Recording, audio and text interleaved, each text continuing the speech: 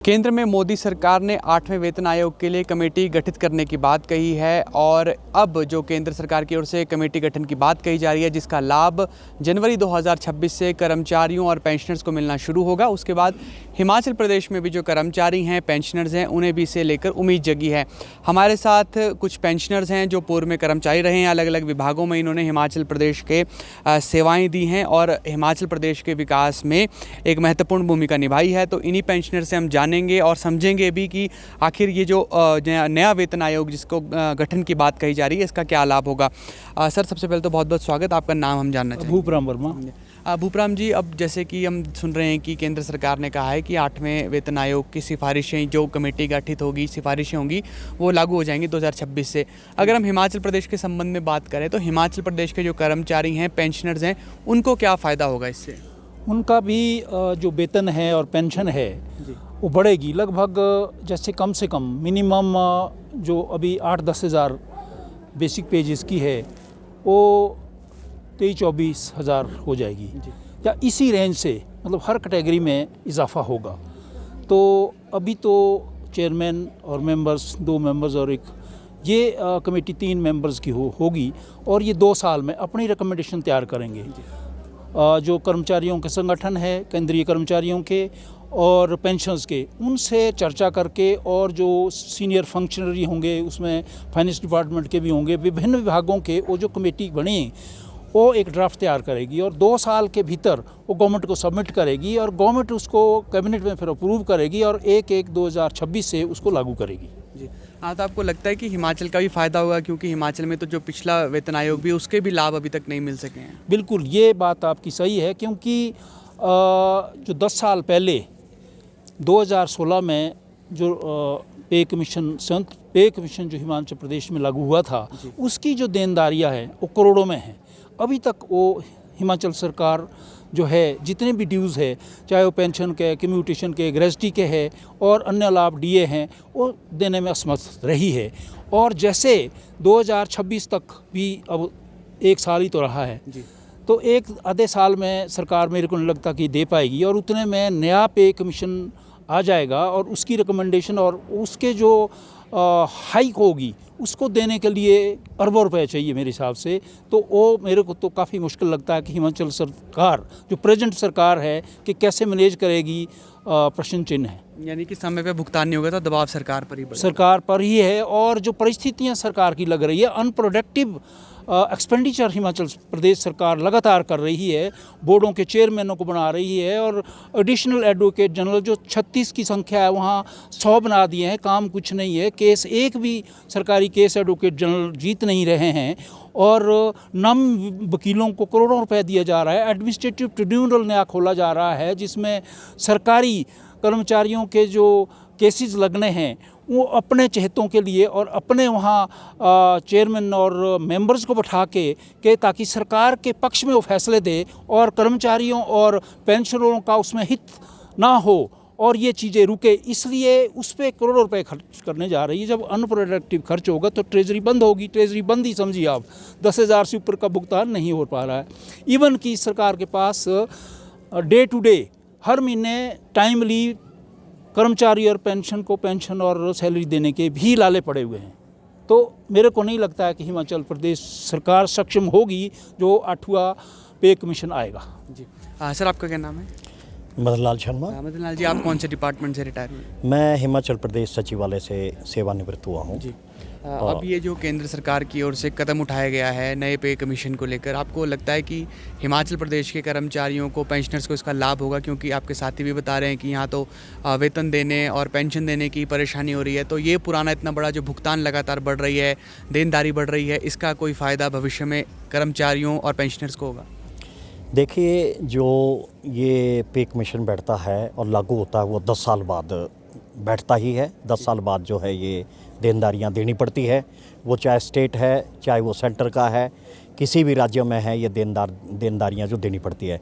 लेकिन हम आभार व्यक्त करते हैं कि बड़े निश्चित अवधि के अंदर ये 2026 में लागू होना है और आदरणीय हमारे जो प्रधानमंत्री जी हैं, मोदी जी ने जो है वो इसको जो है वो समयबद्ध तरीके से जो है लागू कर दिया है, जिसमें जो है वो हमारे देश के 1 करोड़ 20 लाख के करीब जो है कर्मचारी है, पेंशन्स है, जिसमें जो है 66% जो है इस वक्त पेंशन्स है हमारे भारतवर्ष में जो लाभान्वित हो गए। हाँ, जहाँ तक बात आपने प्रदेश हिमाचल प्रदेश की कही है, तो इस विषय को मैं बड़े दुख के साथ कहना चाह रहा हूँ।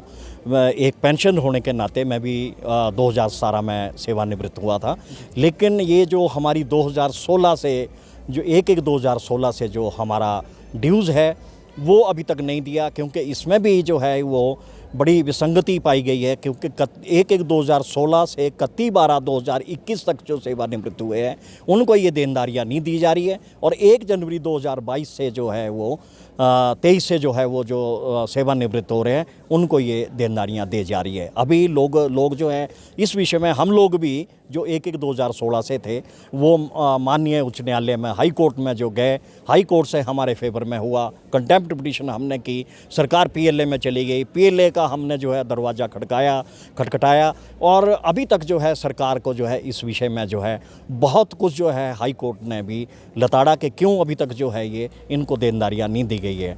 तो इधर जो है वो 2026 का जो है पे स्केल आ रहा है, जबकि हमारा 2016 से जो है देनदारी अभी तक लंबित पड़ी है। सरकार के पास पैसे की कमी नहीं है, सेंट्रल गवर्नमेंट से जो है वो पूरी जो अपेक्षा होती है बजट की, प्लान की, वो देनदारियां दी जा रही है। इस वक्त लगभग जो है वो 28,000 करोड़ रुपया जो है वो सेंटर से ये लोन ऋण ले चुकी है, लेकिन अभी तक जो है अदायगी हमारी नहीं दी गई है। जब ये पूर्व सरकार थी तो 10,000 करोड़ हमारा जो था वो पेंशनों का जो है वो देनदारियां थी, वो स्टैंड था पिछली पूर्व सरकार में, लेकिन वो थोड़ा सा ये कहा गया कि ये लगभग 15 या 17,000 करोड़ की देनदारियां हैं। हमारा जो 10,000 करोड़ पिछला था वो भी इस वक्त सरकार के पास जो है वो शायद वो कहीं पर डाइवर्ट हो चुका है या खर्च हो चुका है।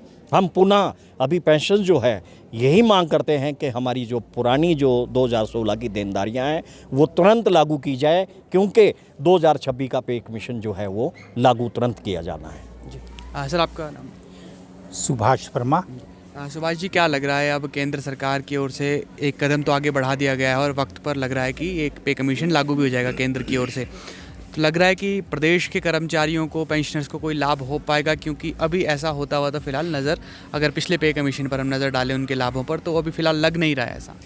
जहाँ तक केंद्र सरकार की बात है, उन्होंने 8th पे कमीशन को बिठा दिया है और उसका डिसीज़न इसी 2025 में आ जाएगा।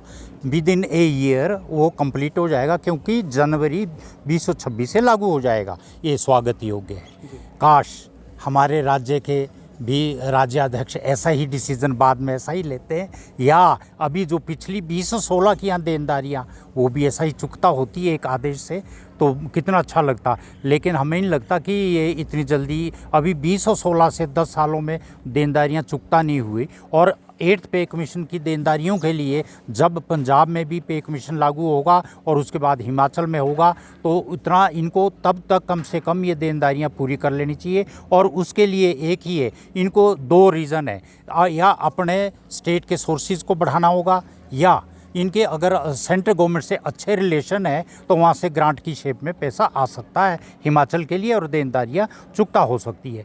ये दोनों कारणों से हो सकती है, अन्यथा मुझे नहीं लगता कि 8th पे कमीशन और पिछले पे कमीशन की जितनी भी देनदारियाँ इतनी ज़्यादा इकट्ठी होंगी। और इसे बुलाया भी नहीं जा सकता, इसे इग्नोर नहीं किया जा सकता।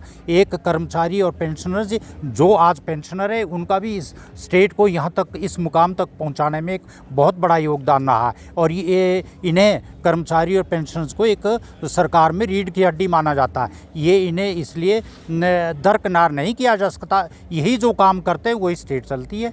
अगर एक बार ऐसा करके देखो, हड़तालें होती है, कर्मचारी काम नहीं करते और पेंशनर्स तो पहले ही ऑन द रोड है, तो ये जो है स्टेट जो है एक दरकिनार हो जाती है। इसलिए इन्हें सहयोग करना पड़ेगा कर्मचारी और पेंशनरों से, और पिछली 2016 वाली देनदारी ये नए 8th पे कमीशन के लागू होने से पहले पूरी कर लेनी चाहिए। जी, अगर हिमाचल में पेंशनर्स की बात करें तो कितनी संख्या है, और भी जो रिम्बर्समेंट जैसे कर्मचारियों को, पेंशनर्स को लाभ मिलते हैं, जो क्या वो मिल पा रहे हैं वक्त पर? नहीं, जहाँ तक संख्या की बात है, 1,70,000 के लगभग जो गवर्नमेंट से रिटायर्ड सेवानिवृत्त पेंशनर्स है प्रदेश में, और इसके अलावा अलग अलग कॉरपोरेट सेक्टर वो अलग से हैं। तो जहाँ तक इनकी मेडिकल रिम्बर्समेंट की बात है, हमें दो कंडीशंस होती है, या ऑप्ट कर सकते हैं उसमें फिक्स मिलता है या एक्चुअल लेते हैं। ज़्यादातर लोग जो बीमार हुए एक्चुअल दवाइयों का बिल आया वो रिम्बर्समेंट के लिए हम देते हैं। तो लगभग 2 सालों से कोई रिम्बर्समेंट नहीं हो रही, और उस दौरान बहुत सारे ऐसे बुजुर्ग पेंशनर्स हैं जिनकी डेथ भी हो गई है, क्योंकि उनके पास इतना धन का अभाव था वो पैसों का, क्योंकि एक हम भी जब कर्मचारी रहे हमने नहीं लिया रिम्बर्समेंट, हमें ज़रूरत नहीं होती थी युवा उसमें। बुढ़ापे में जो अब 90 साल के हैं उन्हें तरह तरह की बीमारियां लगती है, और ऐसी प्रोलॉन्ग्ड और ऐसी डिजीज़ है जो बड़ी एक्सपेंसिव है, कार्डिक है, हड्डियों की बीमारियां हैं और कई किस्म की बीमारियां हैं, उसमें बड़ा खर्चा आता है, इवन कैंसर से भी पीड़ित है। और तो ये अगर रिम्बर्समेंट नहीं मिलता तो उन्हें ये बीमारी की वजह से वो मर जाते हैं। तो ये हम चाहते हैं कि कम से कम मेडिकल रिम्बर्समेंट का तुरंत एक टाइम बाउंड हो, 2 महीने के अंदर या मैक्सिमम 3 महीने के अंदर मिल जाना चाहिए पैसा। राज्य की हालात को, आर्थिक स्थिति को लेकर कभी कहा जाता है कि स्थिति ठीक है, मुख्यमंत्री कहते हैं कि स्थिति बिल्कुल ठीक है, सामान्य हम पटरी पर ले आए हैं, फिर उन्हीं के मंत्री कहते हैं कि स्थिति ठीक नहीं है, गारंटीज पूरी करने के पैसे नहीं हैं। आपको क्या लग रहा है स्थिति, क्योंकि आप कर्मचारी भी रहे हैं, सरकार पूरा करना नहीं चाहती या फिर कर नहीं पा रही है? अगर मुख्यमंत्री जी, हमने भी सुना कई बार कई जगह बोलते हैं हमारी आर्थिक स्थिति बिल्कुल दुरुस्त है। अगर दुरुस्त है आर्थिक स्थिति तो हमारी देनदारियाँ क्यों नहीं क्लियर करते? और अब कई बार इन्होंने बोला हम अभी इसमें इजाफा कर रहे हैं, आर्थिक स्थिति ठीक नहीं है। तो हमें ये समझ नहीं आता, कभी बोलते हैं ठीक है, कभी बोलते हैं ठीक नहीं है। तो या तो हमें दरकिनार करना चाहते हैं, अगर आर्थिक स्थिति अच्छी है तो हमारी देनदारियाँ क्यों नहीं दे रहे, हमें दरकिनार किया गया है। अगर आर्थिक स्थिति अच्छी नहीं है तो आर्थिक स्थिति अच्छी करने के लिए अपने सोर्सेज तो जनरेट करने पड़ेंगे ना, इनकम सोर्सेज जनरेट करने पड़ेंगे, कोई ग्रांट करके वहाँ से कोई फंड्स लाने पड़ेंगे, सेंट्रल गवर्नमेंट से लाने पड़ेंगे, कुछ ना कुछ तो इसमें करना पड़ेगा। अपने स्टेट वालों को तो भूखा नहीं मारना पड़ेगा ना, रास्ता जो है वो सरकार को खुद ढूंढना पड़ेगा। सर, आपका क्या नाम है? अनिल कुमार जायसवाल। अनिल जी, आपके साथी तो लग रहे हैं कि जो, क्योंकि पिछले भी लाभ नहीं हुए पे कमीशन के, भविष्य के लिए भी मुश्किल लग रहे हैं, तो क्या स्थिति आपको लग रही है? केंद्र सरकार आगे बढ़ रही है, क्या प्रदेश के कर्मचारियों को और जो पेंशनर्स हैं उनको कोई फ़ायदा होगा इससे, या फिर 7वें वेतन आयोग की तरह इंतज़ार करना पड़ेगा, 8वें का इंतज़ार और ज़्यादा लंबा हो जाएगा? मुझे तो ऐसा लगता है कि हमें इंतज़ार ही करना पड़ेगा, क्योंकि हमारी अभी जो ड्यूज़ हैं 2016 से लेकर 2022 तक के जो ड्यूज़ हैं वो नहीं मिले। और जैसे ही अब मुख्यमंत्री कई बार बोलते हैं कि अपना विधानसभा में बोलना कि अपना प्रदेश की आर्थिक स्थिति बहुत दुर्लभ है, और उसी के कोई 2 या 3 घंटे बाद बोलते हैं कि नहीं, हिमाचल की आर्थिक स्थिति बहुत अच्छी है। तो इसमें हम किस बात पे विश्वास करें? लेकिन यही है कि जिस ढंग से हमें अब पिछले 2 साल से सरकार का देख रहे हैं कि टालम टोल का रवैया चला है, और मुझे नहीं लगता कि हम को या एम्प्लॉई और पेंशनों को यह सरकार कुछ दे पाएगी। मुश्किल लग रहा है, यानी कि बहुत मुश्किल लग रहा है कि ये नहीं दे पाएंगे। धन्यवाद बात करने के लिए। तो ये जो कर्मचारी रहे हैं जिन्होंने हिमाचल प्रदेश के विकास में महत्वपूर्ण योगदान दिया है, जो पेंशनर हैं, इन्हें कोई उम्मीद नज़र नहीं आ रही है राज्य सरकार से। हालांकि केंद्र सरकार की ओर से जो कदम बढ़ाया गया है उसके बाद हिमाचल प्रदेश सरकार भी बाध्य होगी कि वो जो 8th पे कमीशन है उसके लाभ हिमाचल प्रदेश के कर्मचारियों और पेंशनर्स को दे। लेकिन अभी हिमाचल प्रदेश में 7th जो पे कमीशन है उसके लाभ भी बीते करीब 9 सालों से अभी तक नहीं मिल सके, और इसका इंतज़ार भी कर्मचारी और पेंशनर्स कर रहे हैं।